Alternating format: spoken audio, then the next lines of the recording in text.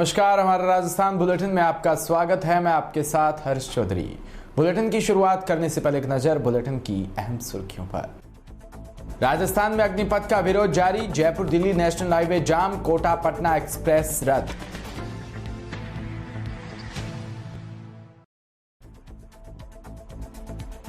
जोधपुर के जय नारायण विश्वविद्यालय के छात्रों ने पेपर लीक प्रकरण के चलते किया जोरदार प्रदर्शन।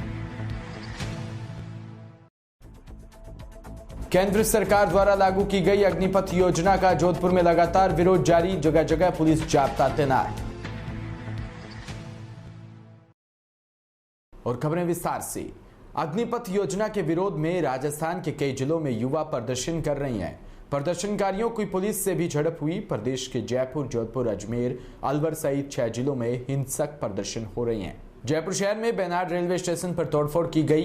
भरतपुर में रोडवेज बस रोक दी गई। बिहार में उग्र प्रदर्शन के कारण कोटा पटना एक्सप्रेस भी कैंसिल हो गई। शनिवार को विरोध की शुरुआत अलवर जिले से हुई। यहां के बहरोड में आर्मी की तैयारी कर रहे युवाओं ने जयपुर दिल्ली नेशनल हाईवे जाम कर दिया।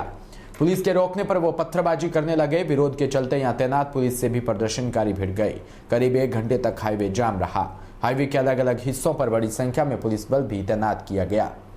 झुंझुनू जिले में भी स्टूडेंट्स ने सड़क जाम करने की कोशिश की। यहां के चिड़ावा कस्बे में छात्रों से पुलिस की भी झड़प हुई।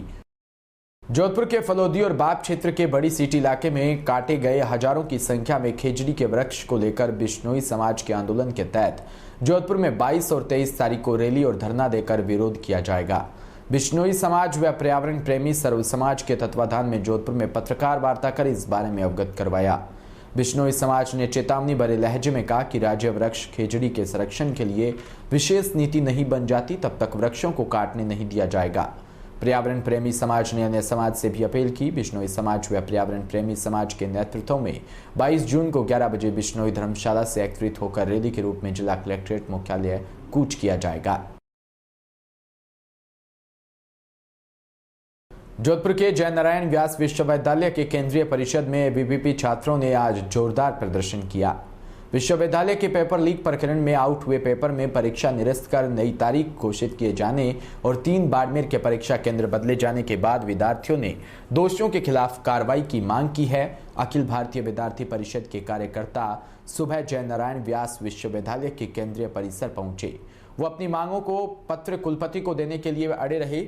छात्रों ने आरोप लगाया कि विश्वविद्यालय यह मान चुका है कि पेपर आउट हुआ और उन्हें निरस्त भी किए, लेकिन दोषियों के खिलाफ कार्रवाई पर अभी चुप्पी साधे बैठा है। आज यहाँ से नहीं हिलने वाला है और आज 10-12 बजने को आए। न वाइस चांसलर यहाँ पे है, न रजिस्ट्रार मैडम यहाँ है। आज हमने विश्वविद्यालय के केंद्रीय कार्यालय को बंद करवाया। पिछले 22 दिन से छात्र पूरा भूखे प्यास से संघर्ष कर रहा है पेपर लीक घोटाले के ऊपर, लेकिन प्रशासन बिल्कुल भी आंख खोलने को मजबूर नहीं है। अविनाश जय नारायण व्यास विश्वविद्यालय के अंदर 1 महीने से पेपर लीक हो गया है। विश्वविद्यालय के अंदर प्रथम वर्ष और फाइनल ईयर का पेपर लीक हो गया है। विश्वविद्यालय के छात्र अखिल भारतीय विद्यार्थी परिषद ने महीने भर से मोर्चा संभाला हुआ है, लेकिन विश्वविद्यालय के कुलपति महोदय और प्रशासन बिल्कुल भी आंख नहीं मोड़ रहे और बिल्कुल भी जो पेपर लीक किया है और पेपर घोटाला किया है उनके अंदर बिल्कुल कि उनके ऊपर दोषियों को बर्खास्त नहीं किया जा रहा है, उनके ऊपर कार्रवाई की जा रही है। विश्वविद्यालय के अंदर आधे घंटे पेपर लीक हो जाता है। 22 दिन के बाद कमेटी मानती है कि पेपर लीक हुआ है, जबकि विश्वविद्यालय के कुलपति ने स्टेटमेंट दिया कि हाँ बिल्कुल पेपर लीक हुआ है। एग्जाम कंट्रोलर ने भी बयान दिया कि पेपर लीक हुआ है, लेकिन 22 दिन के बाद पेपर लीक होने का मानती है ऑफिशियली रूप से। फिर विद्यार्थी परिषद के कार्यकर्ता प्रत्येक दिन प्रदर्शन करते हैं, तो विद्यार्थी परिषद के सामने पुलिस की टीम को खड़ी करके उनको दबाया जाता है और बाकायदा कुछ संगठनों को प्रशासन अपने साथ कैद करके उनके विद्यार्थी परिषद के ऑपोजिट करके प्रदर्शन कराती है कि एबीपी ने पेपर लीक किया है। जबकि अभी यूनिवर्सिटी का स्टेटमेंट लेटर पेड जारी हो चुका है कि पेपर बाड़मेर की 3 कॉलेजों से लीक हुआ है।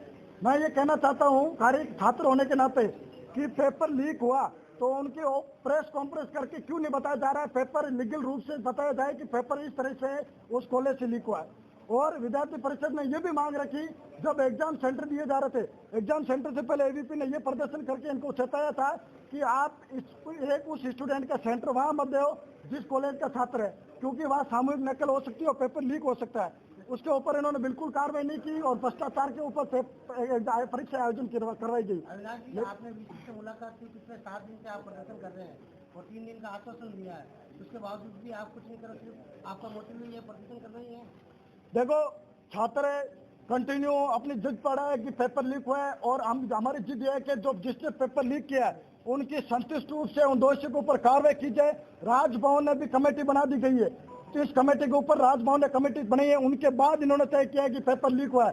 क्या भविष्य छात्रों के साथ खिलवाड़ कर रही है विश्वविद्यालय प्रशासन? और विश्वविद्यालय प्रशासन छात्रों से एग्जाम क्यों दोषी बना के एग्जाम क्यों दिलवा रही है वापस? मैं तो ये कह देना छात्र होने के नाते मैं ये कहना चाहता हूँ कि इस पेपर लीक के पीछे जो जो अधिकारी शामिल है उनका बर्खास्त किया जाए और जिन कॉलेज का पेपर लीक के अंदर हाथ है उन कॉलेज की मान्यता रद्द की जाए। यदि इस प्रकार की कार्रवाई नहीं होती है तो अखिल भारतीय विद्यार्थी परिषद क्या करेगी? अगर इस तरह की कार्रवाई नहीं होती है तो विद्यार्थी परिषद खून से लेटर लिख के राजभवन के समक्ष पेश करेगा और ये भी कमेटी आने वाली है आजकल के अंदर, उनके सामने बकायदा एग्जाम कंट्रोलर गोपनीय शाखा के अंदर जो आग लगी, गोपनीय शाखा के सचिव। जोधपुर में केंद्र सरकार द्वारा लागू की गई अग्निपथ योजना का लगातार विरोध जारी है। पुलिस ने एहतियात के तौर पर जगह जगह पुलिस जाब्ता तैनात कर रखा है। पावटा, नई सड़क, रेलवे स्टेशन, बस स्टैंड सहित तमाम इलाकों पर पुलिस की टीम तैनात कर दी गई। पुलिस के मोबाइल दस्ते लगातार गश्त कर रही हैं। वहीं अभय कमांडर सेंटर से भी सीसीटीवी कैमरों से नजर रखी जा रही है। डीसीपी ईस्ट भुवन भूषण यादव ने कहा कि युवाओं से अपील करते हुए सरकारी संपत्ति को नुकसान पहुंचाने की चेष्टा न करें।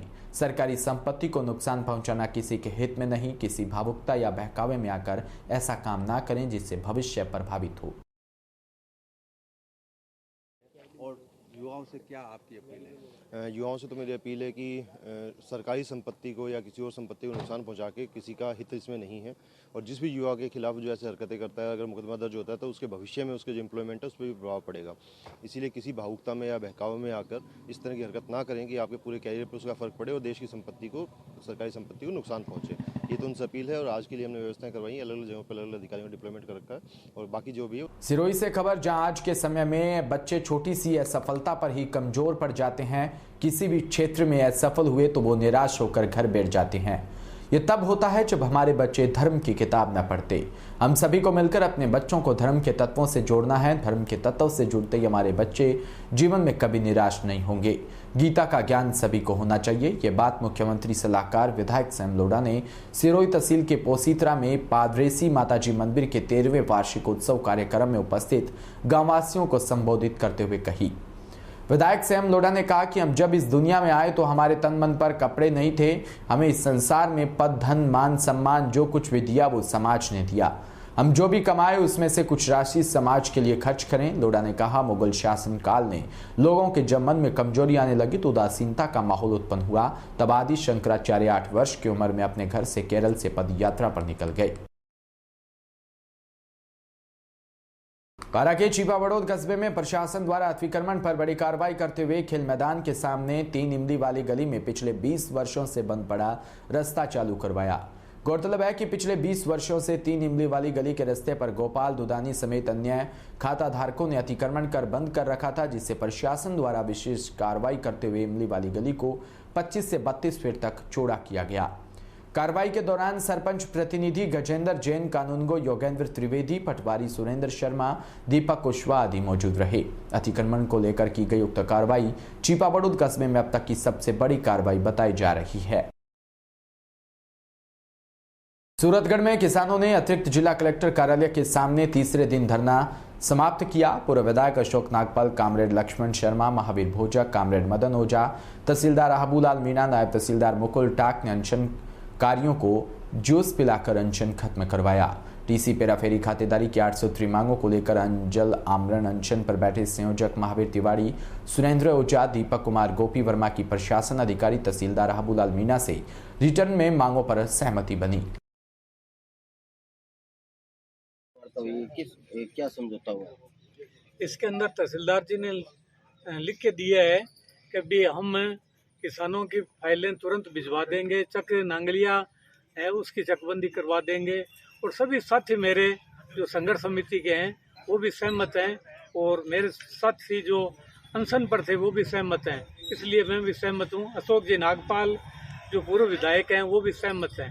कामरेड मदन ओझा, लक्ष्मण शर्मा आदि सारे मेरे साथी इसके अंदर, महावीर भोजक वगैरह सब एग्री हैं, इसलिए मैं भी एग्री हूँ। सिरोही से खबर, जहां सन टू ह्यूमन फाउंडेशन इंदौर के तत्वाधान में प्रारंभिक हुए नए दृष्टिकोण वाले शिविर में संचालक कन्हैयालाल खंडेलवाल ने व्यायाम और ध्यान के कई छोटे छोटे प्रयोगों के माध्यम से 2 दिवसीय शिविर के पहले दिन शरीर को स्वस्थ और ऊर्जावान रखने की तकनीक बताई। 2 घंटे के इस सत्र में कई भक्ति गीतों पर भी पूरी ऊर्जा से लोग झूमे। मुख्यालय स्थित खंडेलवाल छात्रावास प्रांगण में आयोजित शिविर में खंडेलवाल ने इस अवसर पर मनुष्य की चेतना को विकसित करने के आधारभूत तत्वों की जानकारी दी। जोधपुर में राज्य कर्मचारी चयन बोर्ड द्वारा आयोजित बेसिक कंप्यूटर अनुदेशक सीधी भर्ती परीक्षा 2022 जोधपुर जिला मुख्यालय पर शांतिपूर्ण तरीके से शुरू हुई। जोधपुर शहर व उसके निकटतम केंद्रों व सालावास, तानावाड़ा और डांगियावास में भी परीक्षा का आयोजन किया जा रहा है। अपर जिला कलेक्टर रामचंद्र गरवा को परीक्षा समन्वयक नियुक्त किया गया। बेसिक कंप्यूटर अनुदेशक सीधी भर्ती परीक्षा 2022 के लिए सूचनाओं, मॉनिटरिंग व समन्वय के लिए अपर जिला कलेक्टर कार्यालय में कंट्रोल रूम स्थापित किया गया। जोधपुर जिले में बेसिक कंप्यूटर अनुदेशक सीधी भर्ती परीक्षा 2022 के 30,752 अभ्यर्थियों के लिए 100 परीक्षा केंद्रों का निर्धारण किया। इसी के साथ बुलेटिन में इतना ही। नमस्कार।